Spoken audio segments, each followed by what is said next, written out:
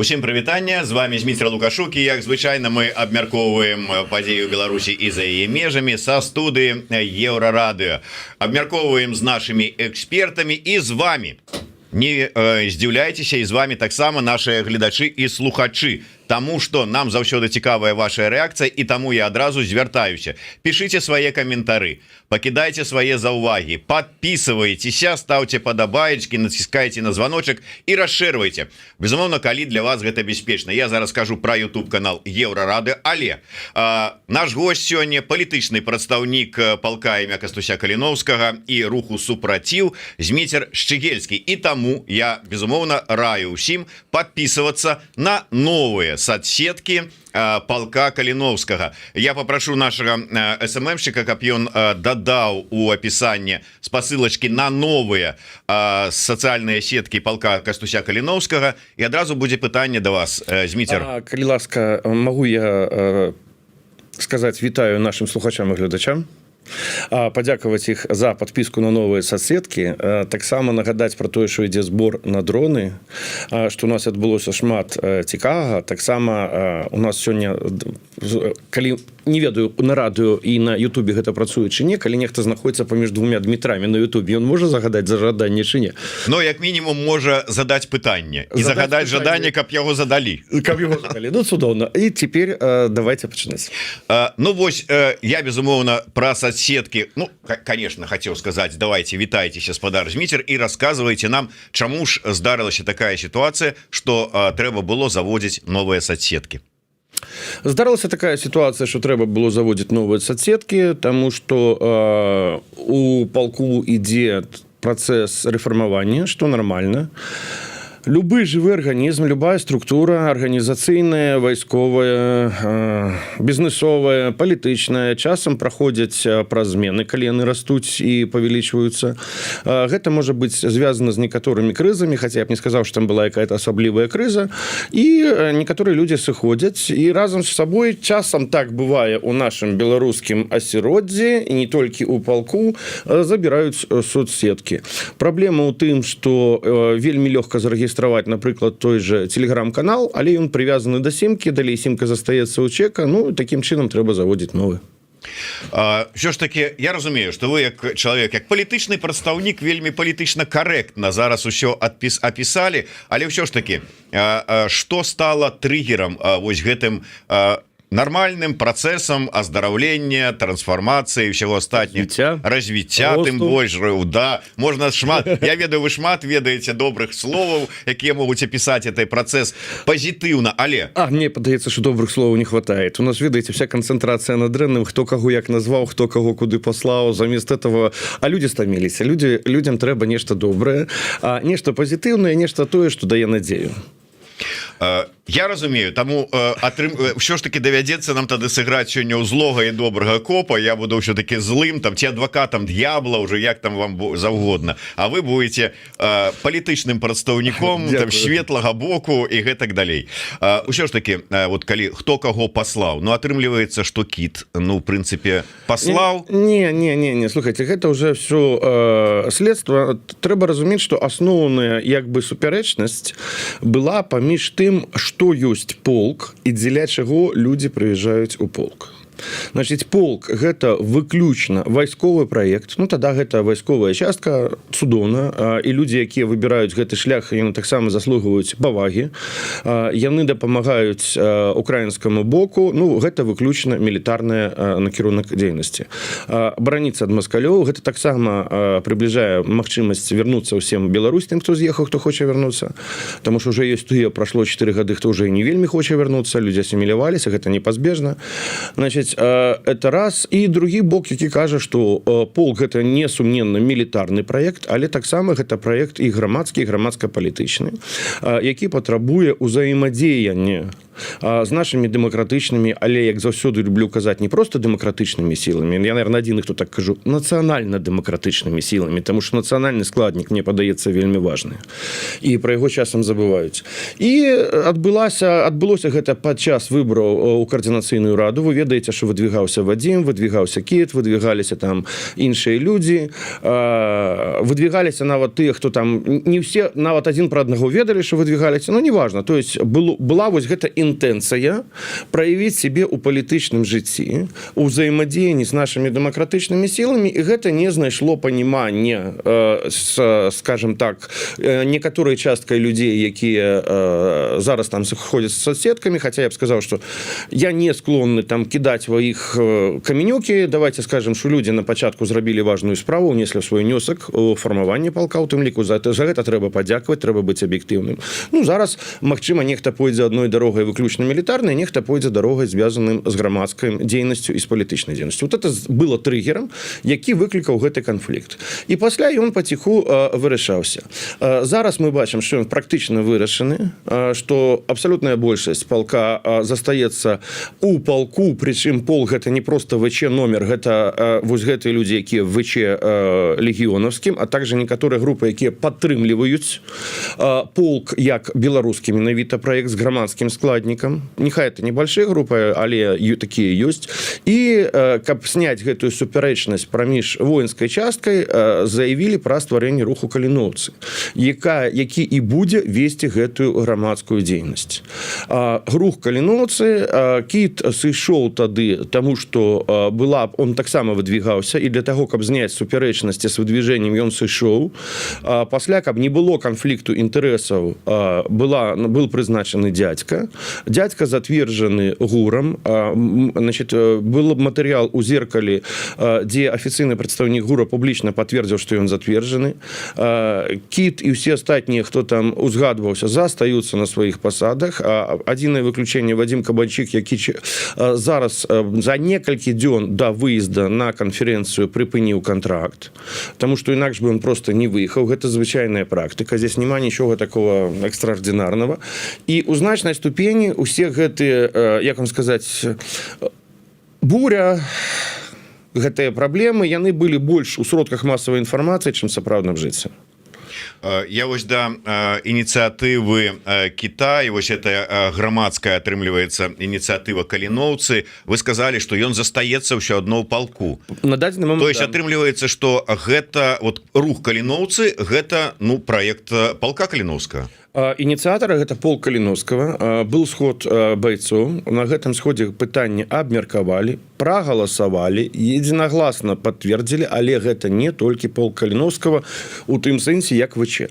Гэта і тыя людзі, якія ёсць у Варшаве, ёсць у Вільні, ёсць у іншых гарадах. Это і людзі, якія ёсць у Беларусі, якія падтрымліваюць стратэгію, каштоўнасці, тактыку і асноўныя задачы, якія ёсць перад рухам Каліноўскага.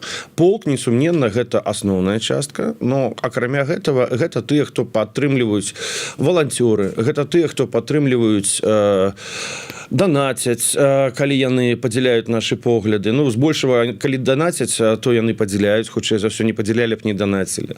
Гэта тыя, хто займаюцца рэкрутынгам, гэта тыя, хто займаюцца забеспячэннем. То это значна больш шырокі рух, чым проста людзі з вайсковымі квіткамі. Я спадзяюся, што ветэраны, а гэта больш за 1000 чалавек на дадзены момент, хто прайшоў праз полк Каліноўскага, падтрымаюць рух Каліноўскага, будуць з імі, з некаторымі сустракалі, з некаторымі будзем сустракацца. То есть гэта уже грамадскі праект. По вялікаму рахунку атрымліваецца, што сапраўды полк Каліноўскага пачаў развівацца ва ўсіх накірунках. Тады праект, умоўна кажучы, грамадскі такі гарызантальны, вось Каліноўцы, совершенно верно. І палітычны складнік гэта вось Кабанчук і яго ўваходжанне ў кабінет. Не толькі Кабанчук, у нас есть прадстаўнікі ў каардынацыйнай радзе, ёсць фракцыя Воля, ёсць Кусь. Я спадзяюся, што будзе зроблена камісія па бяспеке у радзе. Значит, там ёсць, сустракаліся фактычна з прадстаўнікамі ўсіх фракцый. І я і Вадзім за гэтую паездку, ось калі мы здесь в Варшаве былі перад канферэнцыяй. і калі былі перад канферэнцыяй у Вільні і падчас самой канферэнцыі абмяркоўвалі, што гэта вельмі важны накірунак. Глядзіце, вось мне не цікава перабіраць, хто каго як назваў земляным чарвяком, але давайте паразмаўляем пра нешта важнае стратэгічнае. У 22-м годзе як узнік кабінет? Ён узнік як адказ на выклік вайны, паўнамаштабнага ўторгнення, якое пачалося ў лютым 22-го, з разуменнем таго, што ў нас ёсць рамка вайны. І гэта ад пачатку быў вайскова-палітычны накірунак. Там роля прадстаўніка па бяспекі нацыянальнай безопасности, вось гэты ж пасада, яна стваралася не пад асобу, яна стваралася пад функцыянал. Значит, зараз одна асоба сышла, другая прыйшла, але функцыянал-то застаецца. Вайна не скончылася, больш за тое мы бачым, што яна інтэнсіфіцыруецца, мы бачым, што сёння уже баявыя дзеянні ідуць на тэрыторыі Расійскай Федэрацыі, што з майго пункту гледжання можна только приветствовать, и это поспех Збройных сил Украины. И раней чи пазней узникне пытанне про тое, як и праз які механізм будзе не просто сканчацца вайна, а будзе усталёўвацца новая архітэктура бяспекі ў ўсходняй Европе. Як толькі ўзнікае гэтае пытанне, узнікае пытанне Беларусі.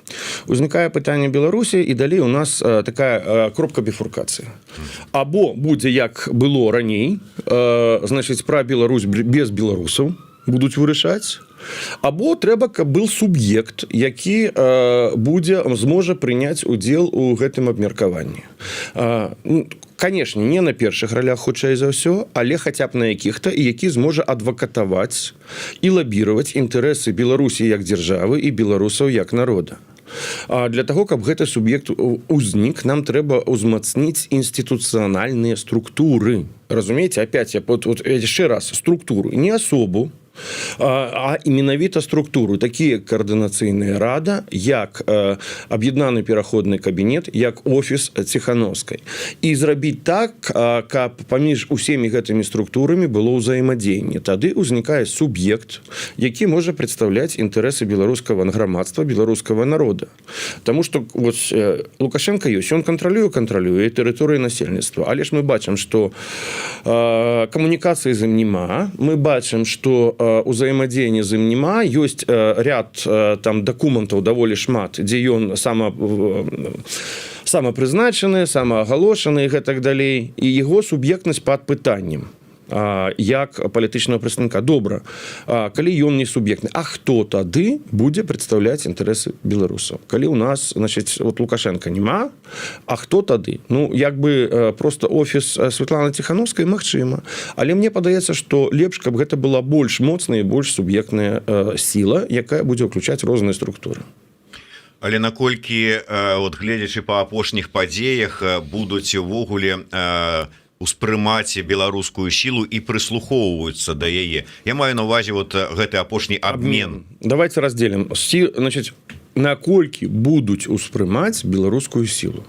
Будзе сіла, будуць успрымаць. Будзе суб'ектнасць, будуць успрымаць. Калі мы чакаем, што мы, значит, стаім там на ўскрайку гэтага працэса, улыбаемся і машем, кажам: успрыміце нас, а мы здесь ёсць. Успрымаць не будуць і праслухоўвацца не будуць. Калі будзе актыўная пазіцыя і калі будзе суб'ектнасць, калі будзе эфектыўная праца, у тым ліку з міжнароднымі партнёрамі вось гэтых структур, тады яны і заўважаць, і ўспрымуць. Вельмі проста.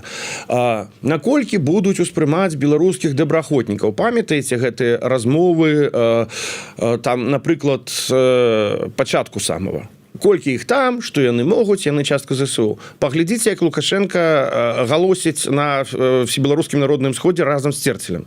Гэта ўспрыяцце? Конечно, ўспрыяцце. Лаўрову згадываю, ўспрыяцце. Іх што, прасілі, там казалі: Александр Горыч даражэнькі, раскажы там пра нас што-то, ўспрымі. Нет, прымусілі, таму што была сіла. І тое самае, як толькі з'яўляецца суб'ектнасць, як толькі з'яўляецца нармальная міжнародная пазіцыя, будуць успрымаць і прыслухоўвацца. Пакуль нет, не заўважаюць. І абмен гэта пацвярджае. Але там ёсць некалькі цікавых момантаў, на якіх я бы хацеў запыніцца, у тым ліку, як гэта сказаць, выкарыстоўваючы в асабістых інтарэсах. Да, я ўсё адно хацеў вас, каб вы больш падрабязна ваше бачанне. Да. Ну, Ну і тое што вы хацелі в прынцыпе що сказаць. Я хацеў сказаць першае, што я пабачыў, што дэ-факта Злучаныя Штаты Расія. Усё астатняе там мадэратары, пасрэднікі, там як заўгодна. Ну, два суб'екты, якія праводзілі гэты абмен. Лукашенко аддаў гэтага, господи, Крыгера. Так. Што ён атрымаў? Нічога не атрымаў. Значит, пытанне, ён яго аддаў, або просто з Москвы яго ўзялі, сказали, так, Саша, там, постой в сторонке, этого сюды, мы их поменяем, а ты там стой. Значит, вот, калі он стоит в сторонке, там суб'ектнасць ёсць, а можа, ее нема. Гэта яшчэ, вот, першы момент. Другой момент, які, на мой погляд, абсолютно абразлівы для Злучаных Штатаў, што грамадзянін Злучаных Штатаў Юрась Зінковіч застаўся сидзець. Вот я про гэта і хацеў дакладней. Пры гэтым памянялі на, прашу прабачэння, Бог пойми каго, які ўжо таких бочек с арестантами, як толькі выйшлі на папрамовілі. Ну, як бы, значит, у меня пытанне, значит, з боку гледжання Злучаных Штатаў, ім вось гэтыя імперцы, нават якія продэмакратычныя, але ўсё роўна імперцы, больш важныя за собственного грамадзяніна. Значит, тады пытанне, што ўсё гэтыя казкі пра моц амерыканскага пашпарта, мы тут за сваіх грамадзян усіх парвем, вы ўсё гэта кіно, гэта просто казкі. Дэ-факта зараз атрымліваецца. Ну і магчыма, у меня еще ёсць, так скажем, версія, я не хочу ее верыць, але, ну, можа быць. Так сказать, таму што Зінковіч заўсёды пазіцыянаваў себя как республиканец, а зараз дэмакратычная. Ну, можа, там, значит, ну, калі пазіцыяную як рэспубліканец, так халера з ім, няхай там дохне у беларускіх гэтых за кратамі беларускімі.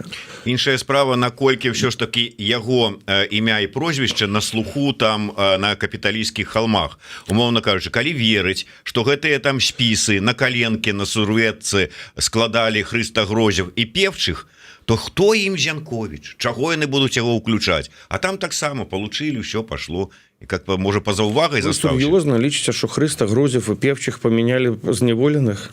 Певчих такая приехала у российские колонии, у Минск, этого дайте, я зараз на летак пасажу. Ну, нет, я разумею, што яны маглі быць ініцыятарамі.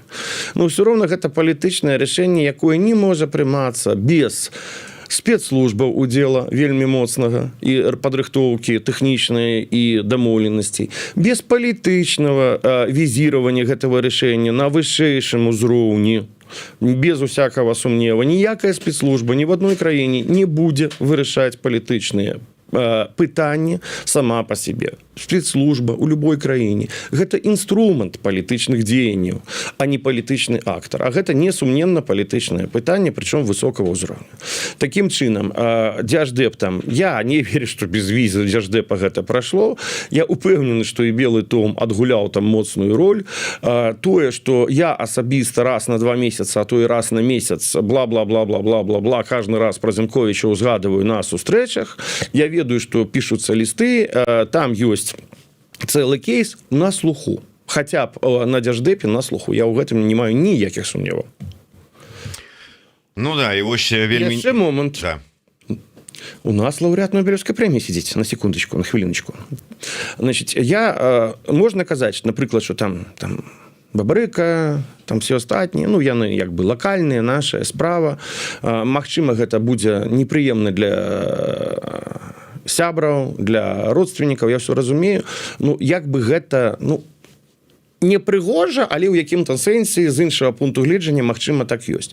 Но лаўрэат Нобелевскай прэміі міра, які сидзіць і якога не ўзгадалі, гэта таксама званочак, на мой погляд. Ну, чаму? Таму што ён беларус, і Беларусь нікому не цікава на дадзены момант. Таму што вось ён як бы не патрэбны, а больш патрэбны тых, на каго абмянялі. Ну, гэта пытанне у тым ліку да нас саміх. Наколькі мы суб'ектны, наколькі мы моцны, наколькі мы сіла, да якой прыслухоўваюцца. Мы опять зациклили, вышли на тое самае. Ёсць сила, ёсць реакция, нема силы, нема реакции. Што ў дадзенай сітуацыі мы можам зрабіць, каб змяніць сітуацыю? Вот реально, вот скажем... План дзеянняў? Да. Координацыйная рада павінна прыняць цэлы ряд пастаноў. Першая пастанова. Беларусь – гэта што? Вось у меня сустрэчы в Украине шмат там з украінскімі палітыкамі, экспертамі, грамадская супольная, неважно. Дмитро, ну, там же не Дмитр, а Дмитро. Ну, Дмитро так Дмитро. Хоть Дима, хоть Дмитро, мне все равно как бы. Ось Беларусь гэта што? Я кажу, маё меркаванне гэта акупаваная тэрыторыя. Ну там няма прызнакаў акупацыі. Ну добра, гібридна акупаваная. Окей, гэта твоё меркаванне. Паперку з подпісам і печаткай пакажы. Ось Координацыйная рада, 2 сазыва. Беларусь зараз у якім стане? Где гэта вызначена? Або пастанову аб'яднанага пераходнага кабінета, або там якую-то афіцыйную заяву з подпісам і печаткай з офіса Светланы Тихановскай. Вось Беларусь гэта што на дадзены момант? Яна якая? У вас ёсць адказ?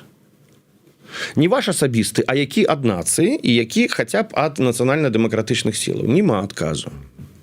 Якім чынам вяртацца? Нема адказу. З дапамогай якіх дзеянняў вяртацца? Нема адказу. Не на ўзроўні рыторыкі і інтэрв'ю, а на ўзроўні палітычных дакументаў, якія можна пакласці на стол і якія афіцыйнымі з'яўляюцца. У нас ёсць заява там пра еўраатлантычную інтэграцыю прошлай канферэнцыі. Ну, канферэнцыя гэта не координацыйная рада, гэта сабраліся якія-то прадстаўнікі на канферэнцыю. Гэта ж не той орган, які мае права прымаць такія заявы. Як бы мы не ставіліся да координацыйнай рады, я ў тым ліку, гэта выбраны орган, гэта протапарламент. Зразумела, калі протапарламент прымае такую заяву. Калі кабінет, там крыху па-іншым, хаця б неяк. А канферэнцыя нет. А дзе гэтыя заявы? Іх няма. Значит, я маю на ўвазе з координацыйнай рады. З нармальнай сітуацыі. Магчыма, я нешта не памятаю, не ведаю, но такой зразумелай, значит, што будзем рабіць у Менску, якая будзе палітыка, пераходнае правасуддзе будзе ці не будзе. То есть вось цэлы ряд гэтых рэчай, якія таксама адказ на гэтае пытанне, не на ўзроўні праграм. Я ведаю, што напісана шмат праграм. Напрыклад, там НАУ напісалі праграмы, як рэфармаваць, то там у умоўна-сілавых ёсць праграмы, як рэфармаваць МВД і гэтак далей. Добрае, кепскае, гэта іншае пытанне, но яны ёсць. Но праграмных такіх дакументаў няма. Такім чынам нам, як супольнасці, нацыянальна-дэмакратычным сілам трэба самавызначыцца і зафіксаваць гэта ў дакументах і адказаць на гэтае пытанне. Што таксама будзе павышаць суб'ектнасць успрыяцця. Цікавы варыянт, да. Але вот калі пачытаць чат координацыйнай рады, то асобныя яго дэлегаты вельмі заклапочаныя найперш заявай координацыйнай рады па сітуацыі ў Венесуэле. Вот гэта найперш і павінна быць перакладзена і надрукавана паўсюль, дзе толькі можна, а не вот это вот ваше ўсё. Наше ўсё. Значит, чат координацыйнай рады, слухайте, я не ведаю, што там пишуць у чаце Конгресса і Сената, калі он існуе. Магчыма, там таксама шмат заклапочанасці па самых розных пытаннях і праблемах, але рабіць выснову трэба не па чату, а па дакументах, якія прымаюцца афіцыйна. Там ёсць флудзілка, там нехта з некім нешта абмяркоўвае. It's okay, это прыватная справа тых асоб, якія абмяркоўваюць, яны маюць на гэта права.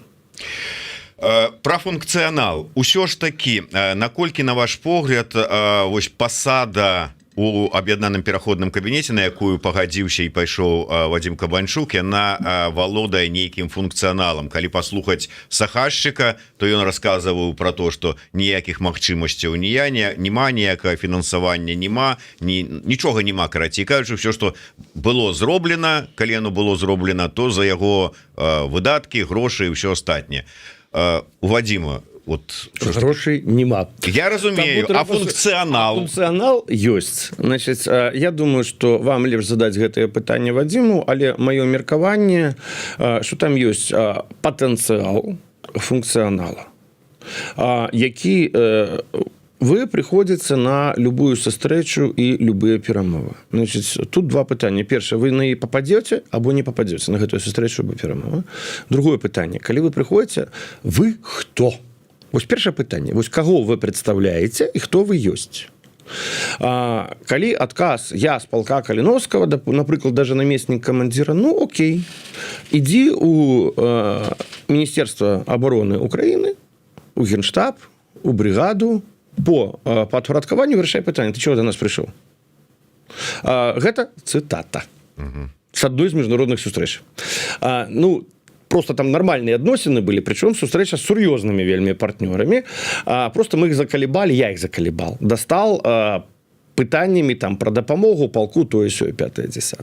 Калі гэта прыходзіць чалавек, які прадстаўляе аб'яднаны пераходны кабінет, то это зусім іншая пазіцыя і зусім іншыя магчымасці для размовы.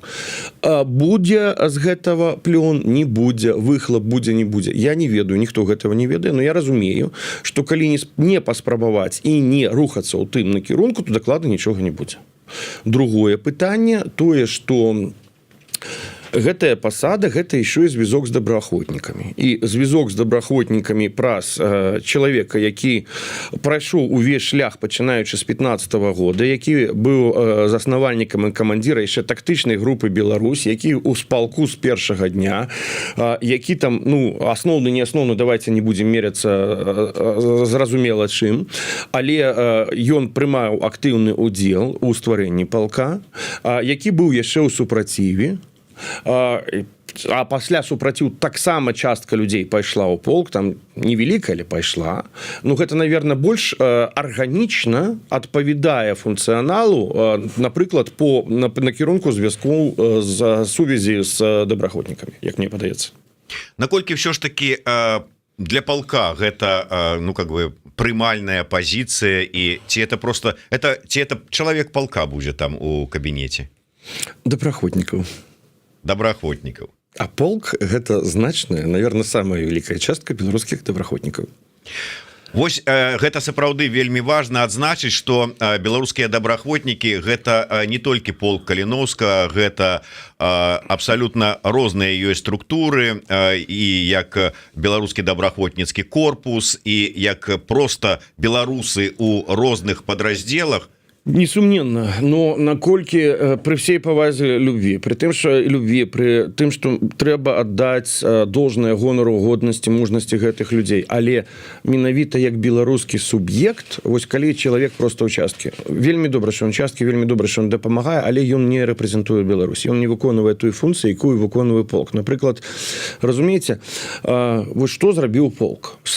Я лічу, што некалькі стратэгічных рэчай полк ужо зрабіў. Першае, змена стаўлення да беларусаў. Стаўленне да беларусаў в Украіне сярод украінскага народа сёння не раўно стаўленню да расіян. Гэта вельмі важна.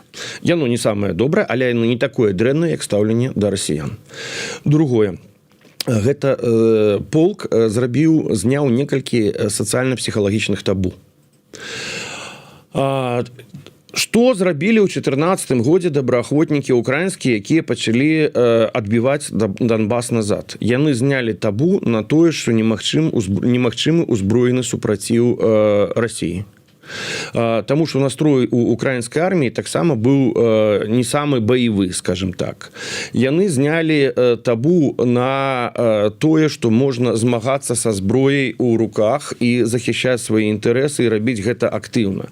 Вось полк на сённяшні дзень зрабіў тое ўжо сваім фактам свайго ўзнікнення і існавання, што ёсць і такі шлях, і паказаў, што беларусы на гэты шлях здольны, што гэта не табуіравана, не забаронена, што гэта магчыма і што гэта атрымліваецца ў беларусах. Вось гэта можа быць нават больш важнае для саміх беларусаў, для нацыі, калі апошні раз беларусы бралі ў палон маскалёў. Вы памятаеце да палка?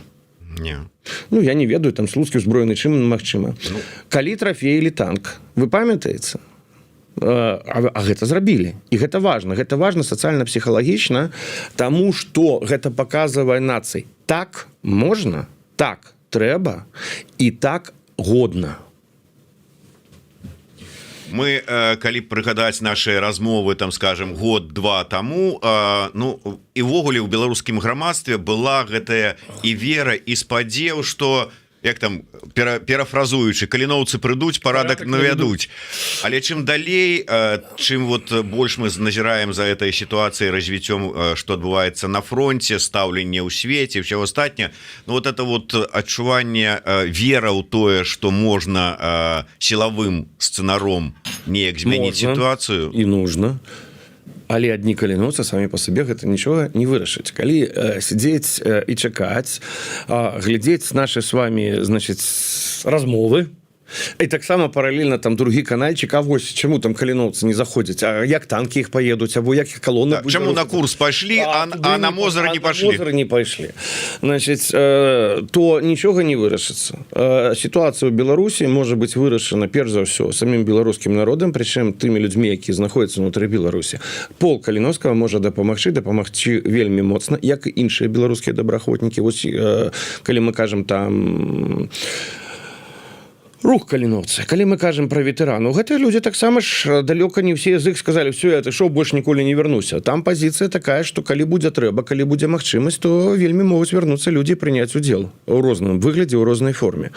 Но без актыўнай пазіцыі беларусаў унутры Беларусі нічога не вырашыцца. Это першы варыянт. Другі варыянт гэта той, з чаго мы пачыналі, перамовы па Беларусі, якая з'яўляецца часткай праблемы архітэктуры бяспекі ўсходняй Еўропы і якая соагрэсар рэжыму Лукашенка, соагрэсар у уторгненні.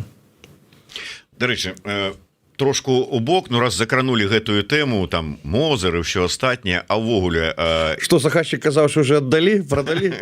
Нет, не прадалі, не аддалі. Не прадалі, не аддалі, але наколькі ўсё ж таки ну как бы разглядаўся, хаця бы чыста тэарэтычна. Не разглядаўся, даже тэарэтычна. Вот палітычны прадстаўнік, а? Хітры чалавек. Праўду не скажа. Я кажу праўду, чыстую праўду і нічога акрамя праўды. Праблема у тым, што я не разумею, адкуда ўзялась гэта ідэя пра Мозыр. Я, кстати, ведаю. Мы разбіраліся, зрабілі цэлае следства, адкуль Валерий Степанович гэта ўзяў. Значит, была сустрэча, на якой прысутнічаў, по-моему, я і Вадзім Кабанчук у Беластоку з дыаспорай, або яшчэ какая-то дыаспоральная сустрэча, калі не памыляюся, у Беластоку. І там устаў нехта з прысутнічых беларусаў, кажа, вось, нам трэба аддаць Мозыр дзеля, ну, в смысле, НПЗ, дзеля таго, каб украінцы дапамаглі. Ну, на яго так паглядзелі, как бы нават не сталі гэта каментаваць, таму што гэта ніколі не разглядалася, ніколі не каментавалася. І вось менавіта ёсць відэазапіс гэтай сустрэчы. І вось хутчэй за ўсё з-за таго, што на гэта просто паглядзелі і ніяк не адрэагавалі, у тым ліку гэта, магчыма, была мая памылка, што мне трэба было на гэта адкаментаваць, як-то сказаць, што мы не разглядаем такія варыянты, а я просто папрасіў задаць наступнае пытанне і нічога не адказаў. Гэта магло ўзнікнуць. Не, ну гэта адно не, але я больш зараз як там Лукашенко сказаў, что там это самое наступ куды-то там на это самое. А сейчас я вам покажу. Не, пазней ён сказаў, что там нейкі там та самое на Крычаў ці куды там некуды там вот таксама гарадок непадалёк ад украінскай мяжы. Вот, як толькі ён сейчас покажет адкуль і распавядзець, што все, што абяцаў, пачынае з 95-го года і са збіцця депутатаў фракцыі БНФ, я вам пасля покажу і будет очень интересно. Вось тогда все будзе, можна будзе это абмяркоўваць. Слухайте, ну это несур'ёзна просто. Ну, можа быць. Дарэчы, можна фіксаваць у гісторыю хваробы, а каментаваць гэта не мае сэнса. Вы, дарэчы, вот абяцалі мне неяк вот працягнуць гісторыю хваробы. Нет, гісторыю хваробы ніколі не абяцаў працягнуць. Яна сама працягваецца без мяне. Александр Григорьевич ее працягвае. Ну, а добра, вы апісаць, як ўсё ж такі спецыяліст адмысловец. Пасля перамогі я буду пісаць мемуары. И слухайте, у мяне с вот гэтым пасля я напишу мемуары, не вельмі добрыя как бы асацыяцыі, успаміны. Я калі про 10-й год не аднойчы спрабаваў даведацца у Федута, ён заўсёды казаў, я напишу мемуары. Ну вот как-то вот ён напіша. Верым, ну вот зацягваецца працэс, на жаль. Значит, трэба, каб перамога была бы хутчэй і каб у Федуты была магчымасць пісаць мемуары. Значит, трэба даць яму персанальную пенсію. Ён, я лічу, заслужыў. І на грант на напісанне мемуараў. А там, думаю, мемуары могуць быць цікавыя, пачынаючы... Я не думаю, я перакананы, што там... Перакананы, да. Вельмі цікавыя.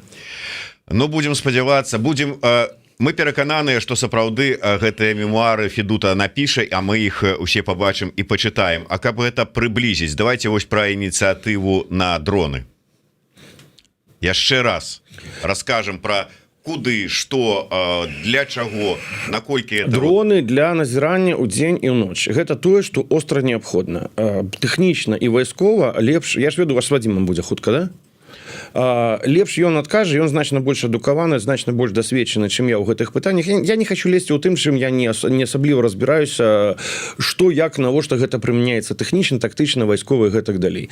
Але дроны вельмі патрэбны, яны дазваляюць весці назіранне, іх не хапае вельмі востра на дадзены момант. Дроны гэта расходнік, іх збіваюць, іх гасіць рэпка, яны ламаюцца, яны губляюцца, гэта непазбежна.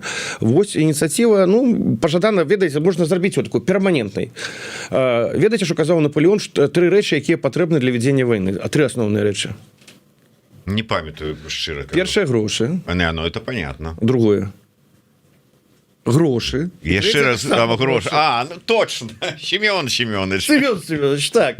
То есть, ну, гэта перманентныя патрэбы, якія заўсёды ёсць, якія заўсёды будуць. Ну, на дадзены момант просто такая сітуацыя, што яны патрэбны заўсёды, а зараз яны патрэбны вельмі патрэбны, таму я буду удзячны, калі дадуць зараз там дадзеныя, па якіх можна пералічыць, або дададуць у апісанні гэтага стрыма, і будзе магчымасць, каб, і звяртаюся да слухачоў, гледачоў, калі ласка, вы ахвяруеце колькі можаце, калі гэта для вас бяспечна, вы захоўваеце жыццё беларусаў. І сапраўды я папрашу, каб далі спасылачку на наши далі спасылачку на вось гэты збор на дроны. І калі ласка, шановное гаспадарства, калі у вас ёсць такая магчымасць, падтрымайце таким вось чынам наших хлопцаў добраахвотнікаў праз донат на дроны, яны сапраўды дапамогуць. Я хацеў бы яшчэ дроны дронамі, заўсёды трэба, ну, как бы, людзі, рэкрутынг, сітуацыя з закрыццём. Нема. Закрыцця нема. Вот так вот. Вот так вот. Зміцер, я не хочу... Вот глядзіце. Завтра выходзіць Зміцер Лукашук, кажа, я не працую на Еўрарадіо, таму яно зачыняецца. Яно так працуе? Яно так не працуе, правильно? Нет, ну, я при всей повазе до вас, ну, калі один чек сышоў, я спадзяюся, вы не сидите, все будет добра.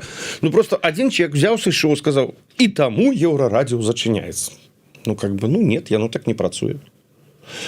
Ёсць полк, ёсць рэкрутинг, ніякіх праблем з украінскім бокам няма, усе дамоўленасцю працуюць, як і працуюць, там могуць быць невялічкія тэхнічныя змены, якія не буду каментаваць, но ніякага спынення рэкрутинга няма.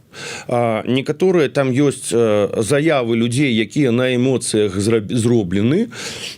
Больш за то, я спадзяюся, што эмоцыі астынуць, но нават калі не астынуць, ну, значыць, просто будуць новыя людзі займацца рэкрутингам. Пытанне было, вот мы уже тут просто на розныя вайсковыя тэмы загаварылі, дакладней, магчымае пашырэнне вайсковай аперацыі на іншыя рэгіёны. Так вось, Максим пытаецца, відаць, вайна хутка спыніцца, міра не будзе, канешне, але ж, ну, маецца на ўвазе вось перамовы мірныя, пра якія шмат кажуць, і нават уже зараз ад там Зеленскага, ад іншых людзей, палітыкаў ідуць такія словы. Што будзе ў такіх абставінах з беларускімі добраахвотнікамі? Першае, я не ўпэўнены, што вайна хутка спыніцца. Другое, што будзе з добраахвотнікамі, у тым ліку і дзеля гэтага патрэбен рух каліноўца, каб было зразумела, што і як рабіць з добраахвотнікамі. Адна з кропак і адна са структур, якая дапаможа, як мы спадзяемся ў гэтым выпадку, захаваць звязкі, захаваць структуру, захаваць людзей і магчымасці, што рабіць з імі ў будучым. Я не хочу каментаваць некаторыя тэхнічныя рэчы, але першае, я вельмі сумняваюся, што вайна хутка спыніцца, да Челябінска яшчэ далёка, еще курс не взяли, а трэба, я думаю, чтобы до Челябінска дайшлі, вось тады вайна была б спынілася нормально. Значит, ну, як не разумею яшчэ раз пытанне, што будзе з добраахвотнікамі, што бывае з ветэранамі, яны робяцца мірнымі жыхарамі, яны ідуць працаваць. Так. Але ёсць варыянты і нюансы. Про ўсё ж таки вось ветэранаў шмат чуем про тое, што ёсць пэўныя праблемы з легалізацыяй. Шмат праблем сустракаліся і ў Вільні, і здесь уже ў Польшы. Праблем больш, чым шмат. Вось адна з задач Вадзіма, гэта у тым ліку гэтае пытанне по яго функцыяналу, по яго пасадзе. Ну так, але ж колькі абяцанняў ужо было і нешта вот што перашкаджае? Нічога абяцаць. Давайте так. Вы ж ведаеце, я не люблю пра навіны ў будучым часе. Мой прынцып навіна гэта тое, што адбылося. Вось прызначэнне адбылося, оно адбылося, гэта навіна. А што перашкаджае, шмат чаго перашкаджае. Я думаю, што гэта трэба рабіць аддзельную перадачу, але я не ўпэўнены, што слухачам і гледачам будзе цікава слухаць гэтыя проста непадрабязнасці і разбірацца ва ўсіх гэтых складанасцей. Гэтым трэба займацца, і гэта адзін з накірункаў, якім трэба, каб займаўся і кабінет, і непасрэдна Вадзім Михайлович, кстати. Михайлович. Спадар Вадзім. Добра. А то вы вот усё гэта прыдумаеце. Дарэчы, я вот... не придумываю. Но это трошку не ў беларускай традыцыі, скажем так. Чому? Михайлович абсолютно ў беларускай традыцыі. Это ўжо найноўшае. Иваныч, Михайлович, вы пойдите на вёску там або на район. Там у вас будзе Иванычей, Михайловичей, Петровичей. Так, ладно, не будем про гэта спрачацца. Вы лепш раскажыце, што апроч прызначэння Вадзіма на гэтую умоўна пасаду было цікавага, на ваш погляд, на канферэнцыі? Што б вот вы хацелі адзначыць? Дыскусію і панель падабраахвотнікаў. Для мяне гэта было самае цікавае. Эканоміку я не буду каментаваць, якая была. Я ведаю, што там был добры склад, але слухайце, я не эксперт, мне я не магу ацаніць, яна добрая, яна дрэнная. Была по адносінах якраз тое, што мы шмат спрачаліся з Розай, хаця я вельмі добра да ёй стаўлюся, но палітычна не пагаджаюся. Гэта я бы сказаў не толькі на канферэнцыі, а ў тым ліку, што было і до канферэнцыі, і што працягваецца зараз. Гэты працэс секюрытызацыі, як яна кажа, або там более простымі словамі тое, што кожная краіна перш за ўсё хвалюецца пра бяспеку сваю і сваіх грамадзян. Тое, што стратэгіі заўсёды сильней палітыкі, а палітыка сильней за гандаль, мацней за гандаль. І сыходзячы з гэтага, што рабіць з адносінамі з беларусамі, з перасячэннем мяжы, са стаўленнямі да людзей, якія знаходзяцца ў Польшы і ў Літве. Мне здесь падаецца, што было б вельмі добра, каб мы не проста крытыкавалі і казалі, палякі нам вінны, літувісы нам вінны, літовцы нам вінны, там немцы нам вінны, чехі нам вінны. Чаму? Ну, таму што мы беларусы. Мы пострадали ў 2020 годзе, таму ўсіх трэба прыняць, усе добрыя, усе цудоўныя. Гэта не так. Ёсць праблема з тым, што ідзе вайна, ёсць праблема з агентурай, якая заводіцца ў вялікай колькасці, ёсць праблема з тым, што людзі, якія ездзяць туды-сюды, гэта цудоўны аб'ект для вербоўкі, ёсць праблема з тым, што спецслужбы еўрапейскіх краін дзесяцігоддзямі недафінансоўвались, што іх проста няма сілаў і сродкаў, каб адсочваць усе гэтыя рэчы. І значыць, маё меркаванне, што не проста казаць, дайте нам пераходы, дайте нам візы, дайте нам магчымасці, пусціце электрацыю аўтобуса, а шукаць, якая можа быць наша, як нацыянальна-дэмакратычных сілаў, роля ў вырашэнні гэтага пытання. То есть глядзець у тое, чаму так адбываецца. Адбываецца дзеля таго, каб знізіць рызыкі для людзей у гэтых краінах, дзе знаходзяцца беларусы. Асабліва гэта востра для Літвы, таму што краіна невялікая, бюджэт не супервялікі, спецслужбы не спраўляюцца, значыць, шукаць якія-то магчымасці для кааперацыі. Мне падаецца, у вас был хто-то з літоўскіх экспертаў, калі не памыляюся, не памятаю прозвішча, Гінтаўта Смажэйкіс. По-мойму, ён, які казаў, вось, гэта была вельмі добрая ідэя, што трэба, каб офіс Ціхановскай, ну, ён тады казаў пра офіс, ну, пусть гэта будзе офіс, гэта координацыйная рада, кабінет, шукалі магчымасці супрацоўніцтва па забеспячэнню бяспекі, у тым ліку па беларускіх пытаннях. Вось мне падаецца, гэта была вельмі канструктыўная прапанова. А пасля гэтага, калі у вас з'яўляецца якая-то актыўная роля, калі вы дапамагаеце вырашаць пытанні, звязаныя з беларусамі, можна ўжо казаць пра ўсё астатняе. А просто дайце нам, таму што мы такія прыгожыя, ну так не працуе, працаваць не будзе. Для любой краіны є нацыянальныя інтарэсы і бяспека сваіх грамадзян значна больш блізкія, чым пытанне беларусаў. Нам гэта непрыемна, але так ёсць. Гэта правда. Зміцер, я да вас зараз вот не ведаю, як да палітычнага аналітыка звярнуся. Ну, я не псіхапалітычнага. Псіхапаталагічна? Да.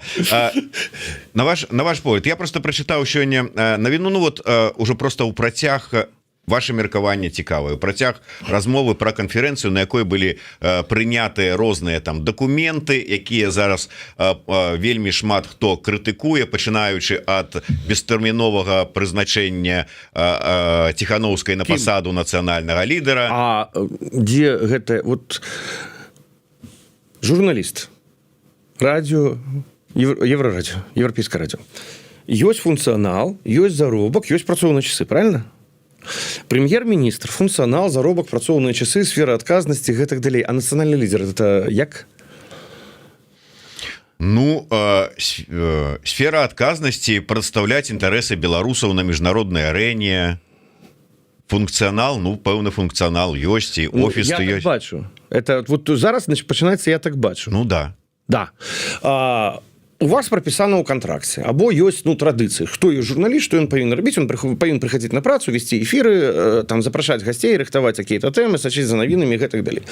Лекар таксама зразумела, прэзідэнт зразумела, прэзідэнт элект зразумела, кабінет там прэм'ер-міністра зразумела, то есть гэта больш-менш зразумела функцыянал. Нацыянальны лідер гэта хутчэй сімвал, ён патрэбны.